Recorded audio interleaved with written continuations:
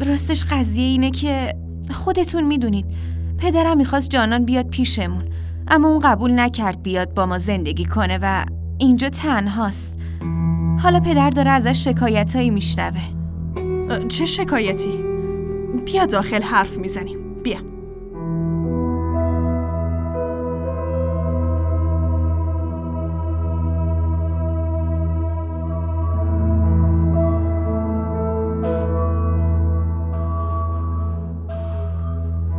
راستش خاله، اگه راجع بهش باهاتون حرف بزنم باید قول بدین به کسی نگید.